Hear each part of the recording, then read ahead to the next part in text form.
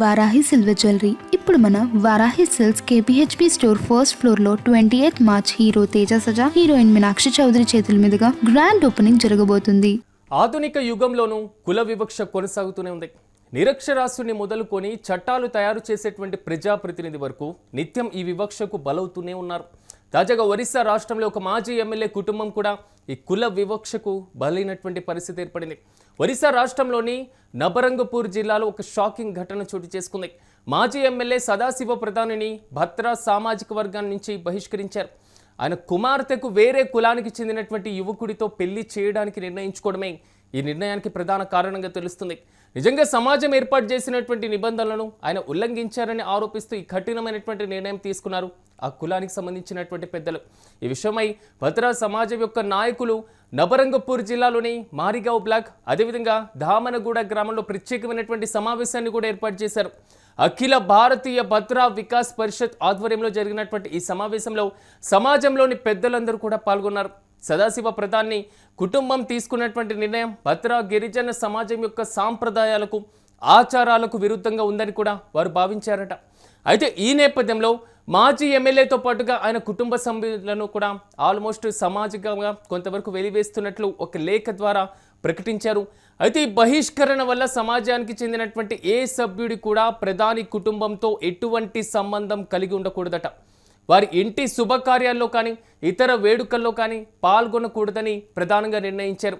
సదాశివ ప్రధాన్ కుమార్తె వివాహం వచ్చే నెలలో జరగబోతుంది. అయితే ఇప్పటికే వివాహానికి సంబంధించినటువంటి ఏర్పాట్లన్నీ కూడా పూర్తయ్యాయి. అయితే సమాజం తీసుకున్నటువంటి ఈ నిర్ణయం, మరీ ముఖ్యంగా బహిష్కరణ నిర్ణయం పైన సదాశివ ప్రధాన్ కానీ ఆయన కుటుంబం కానీ ఇంతవరకు ఎటువంటి అధికారిక ప్రకటన చేయలేదు. ఒక ప్రజాప్రతినిధిగా పనిచేసినటువంటి వ్యక్తి విషయంలోనే ఇలాంటి పరిస్థితులు ఎదుర్కోవడం ఆ ప్రాంతంలో తీవ్రమైనటువంటి చర్చకు కూడా దారితీస్తున్నాయి. నిజంగా ఈ సంఘటన ఆధునిక కాలంలో కూడా కొన్ని గ్రామీణ ప్రాంతాల్లో కుల కట్టుబాట్లు ఎంత బలంగా ఉన్నాయో ఇంకా తెలియజేస్తున్నాయి. వ్యక్తిగత నిర్ణయాలు, సామాజిక సాంప్రదాయాల మధ్య జరుగుతున్నటువంటి ఈ ఘర్షణ పైన అనేక వర్గాల నుంచి విమర్శలు కూడా వస్తున్నాయి. అయితే చట్ట ప్రకారం కులాంతర వివాహాలు చేసుకునేటువంటి హక్కు అందరికీ ఉన్నప్పటికీ క్షేత్రస్థాయిలో ఇలాంటి ఆచారాల వల్ల కుటుంబాలు ఎన్నో కూడా ఇబ్బందులకు ఎదుర్కోవలసినటువంటి పరిస్థితులు ఏర్పడుతున్నాయి.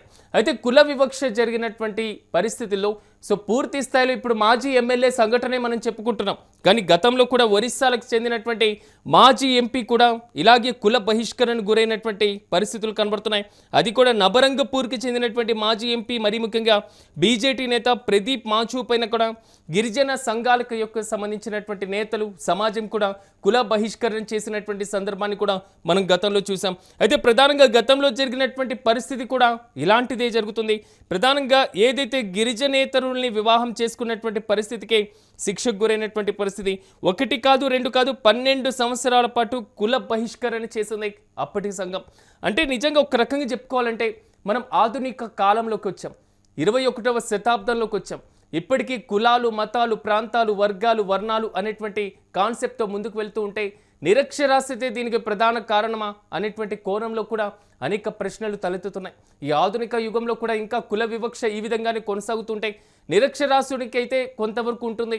సో ఏమీ అక్షరాస్యత లేదు కాబట్టి ఆ ప్రాంతంలోనే నివసిస్తారు కాబట్టి, గిరిజనుల్లోనే ఉంటారు కాబట్టి, ఆ తెగలకు సంబంధించినటువంటి వ్యక్తిగానే పరిగణిస్తారు కాబట్టి, సో అంతవరకు ఒక లిమిట్, ఆ స్కోప్ ఉండేటువంటి పరిస్థితులు కనబడుతున్నాయి. కానీ ప్రజాప్రతినిధి పైన కూడా ఇలాంటి పూర్తి స్థాయిలో బహిష్కరణ చేసేటువంటి పరిస్థితి వరకు వచ్చింది అంటే సో ఆ ప్రాంతంలో కులం యొక్క జాడ్యం ఎంత బలంగా ఉందో చాలా స్పష్టంగా అర్థం చేసుకోవచ్చు.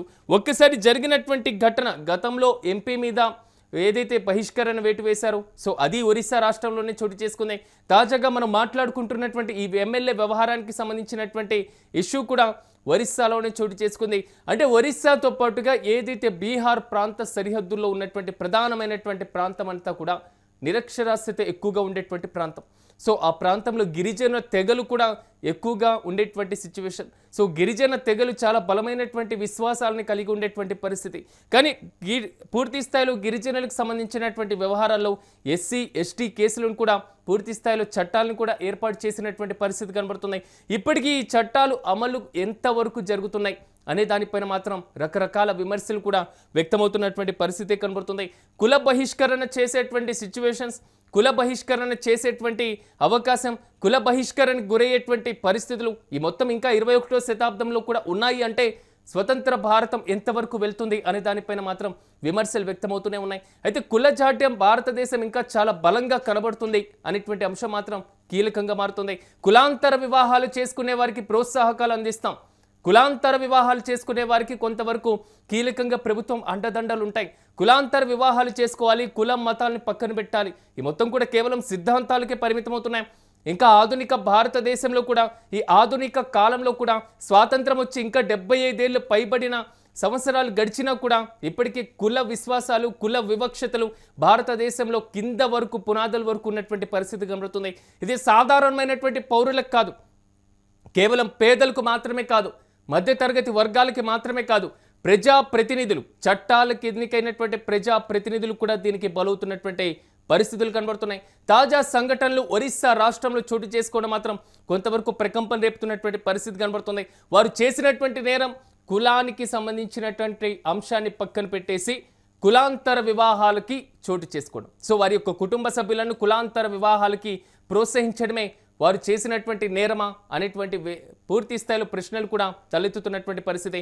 సదాశివ ప్రధాన్ కుటుంబానికి 12 ఏళ్ల పాటు వెలువేస్తున్నట్లుగా కూడా all India Bhadra development council ప్రకటించడం కొంతవరకు ఆశ్చర్యకరమైనటువంటి సంఘటన కాదు, ఇంకా మనం తలదించుకునేటువంటి సంఘటనగానే పరిగణించాల్సినటువంటి అవసరం ఖచ్చితంగా ఉంటుంది.